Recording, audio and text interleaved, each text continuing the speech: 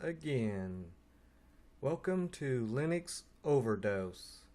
Today is April the 2nd, 2016, and this episode is going to be called Beginning to End Linux Mint.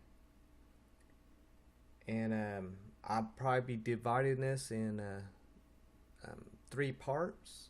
The first part is getting ready, how to get things ready to install Linux Mint. Part 2 would be about installing Linux Mint.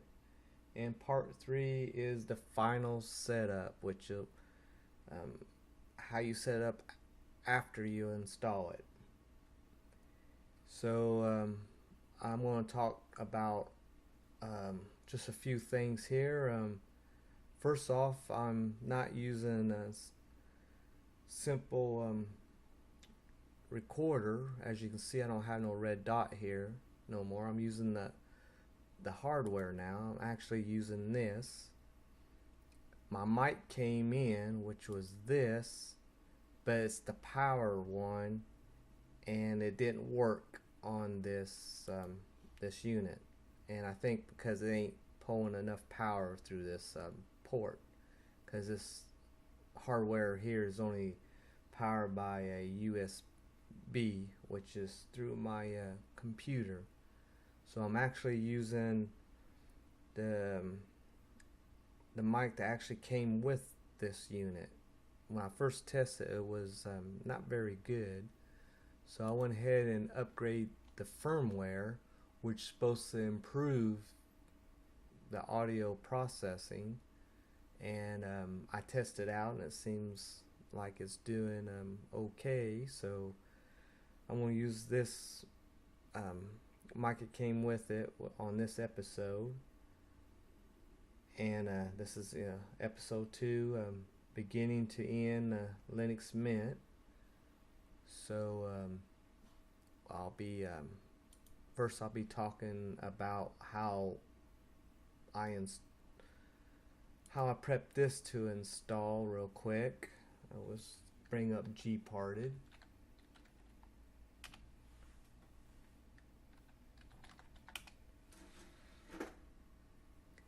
And right here is SDA, which is the hard drive I'm using, which is the Voyager. And this is what I got free, and this is what I'm using so far. And how I did this is I didn't prep my hard drive or nothing. I just put Voyager DVD boot up disk in my computer, pressed install, and I didn't pre-partition or nothing. This is what it did. It created a swap partition, which I didn't had nothing to do with it. It did itself. I got 16 gigabytes, so it actually put 15.93 gigabytes, and then the rest of it just installed Voyager, which now has grown. I forget what it was after I fresh installed, but it's now almost 16 gigabytes. And we're going to be installing Linux Mint Mate on SDB, which hasn't been formatted or nothing, which I don't have to. After I download it, burn it, and install it, it will automatically format this and install Linux Mint Mate on this. So I'm actually going to install it on hardware. So I'll go ahead and close this, and we'll get started. First, you need to download a Linux ISO, and always go to distrowatch.com. This is a well information website, and we're going to do Linux Mint Mate. So right here's all the Linux operating systems. To the right, it lists the top 100. So and right now I went ahead and wrote down the top 10. So I will review all these from start to finish, so everyone can figure out how to install these operating systems, at least the top 10, from start to finish. And anything that sneaks up before I finish 10, I will add to my review from start to finish.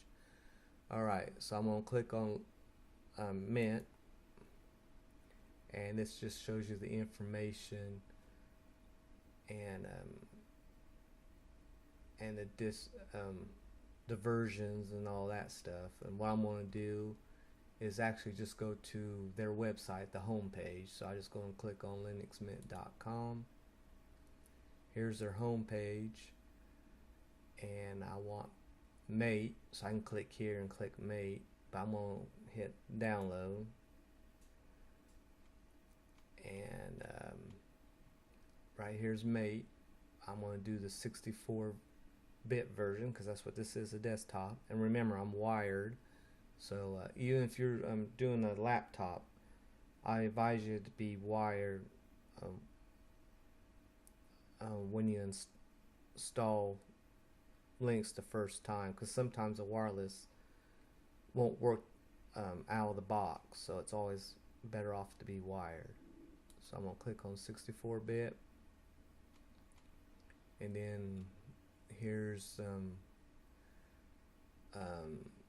the mirrors and stuff, but always do torrent because torrent's a lot faster. So I'm going to click on torrent. Of course, you need a torrent client, and I got transmission, so. And we're doing the Linux Mint 17.3 ROSA Mint 64-bit. I'm gonna open it up in let's see, it's not highlighted. Oh, here we go, it's highlighted now. So I'll press OK and press OK. It's 1.68 gigabytes.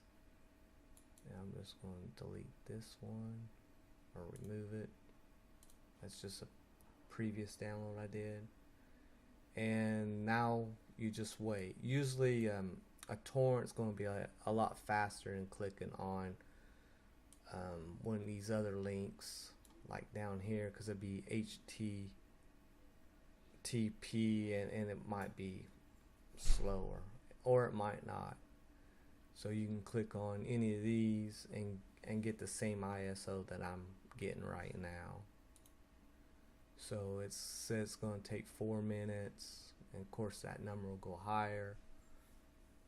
So so this is how you get the ISO. You just download it, and then after we get the ISO, we got to burn it. And we can't burn it as a file or as a data. We got to burn it as a ISO file, a image file. And I'll show you that with the burning software that came with this operating system by default. Yours will be different if you're using Linux. Of course, yours will be different if you're using Windows. Windows, you just whatever burning software you're using. If you're going to burn it to DVD, so I'm going to burn this to DVD. I'll explain a little bit if you're going to burn it on USB drive. Alright, I got 2 minutes and 26 seconds. I got fast internet, so this ain't going to take too long, as you can see. And this is going to download in my download folder, which is set by default by Linux, which I think Windows is the same way. So and then I want to burn it to a DVD, as I got a DVD burner.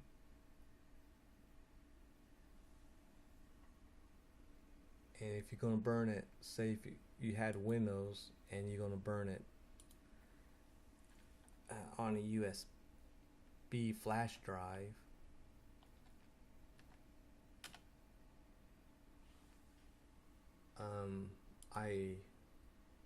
I would recommend this software if you're going to burn it on a USB flash drive if you have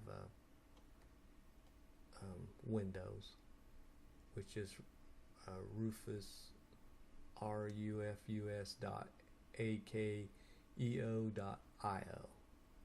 So, but right now, like I said, I'm doing it on a DVD. Always have, and I actually always will. I just so used to burn it on a optical drive, so that way I have it beside me at all times if I need it for anything, repairs, references, or just give it to a friend if I need to. Alright, we got about 29 more seconds, and this one was 50/50 downloading it, just a little over almost 8 megabytes per second. So 8 seconds, 6 seconds, 4, 2, 1, 0. Give it a few more seconds because this is 99.9%.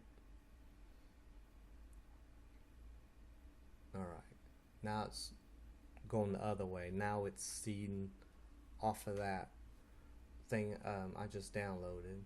So always right click, go to properties, go to files, just make sure it's 100%, which it is. So I'll go ahead and pause this, and I can quit, and that's how I get the ISO. Now go to where the ISO is, which is under downloads, and right here it is. And then I can right click and open with my XF burner, and that's what I'm going to do now.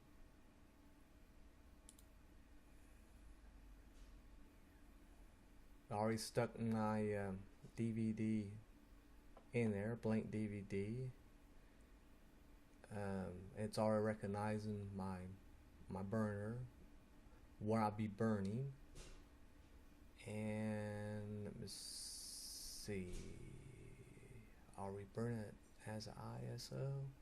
Yeah, even recognize it was ISO, burning ISO and burn. I'm gonna go ahead and cancel this, and what I'm gonna do is actually open up my burner, which is right here, and see, here's my choices. I got burn image, a blank disk, data, and audio. So always burn it as a image, and then want to know what image I want to burn, which is here, and burn image. And see, I get the same list, except it didn't find it here. I gotta find it, which is here, right there. So everything's fine, and then burn image.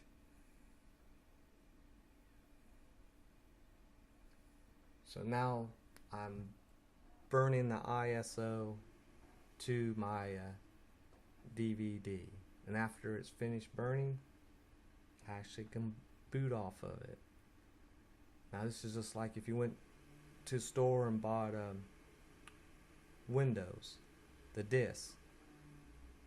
That's just what this is going to end up being, except it's with Linux, and I did it for free, cost nothing, and don't know how long this is going to take. Right now I'm at 1%.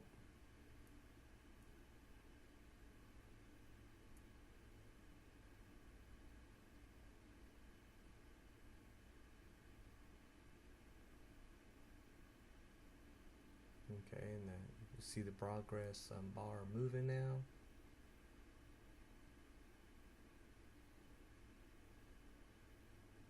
And this is how you prep to get Linux on your system. Now after this is burnt, I actually can just reboot, and it will boot off this DVD, because I actually, when you buy a computer in BIOS, most of the default boot sequence is always the hard drive.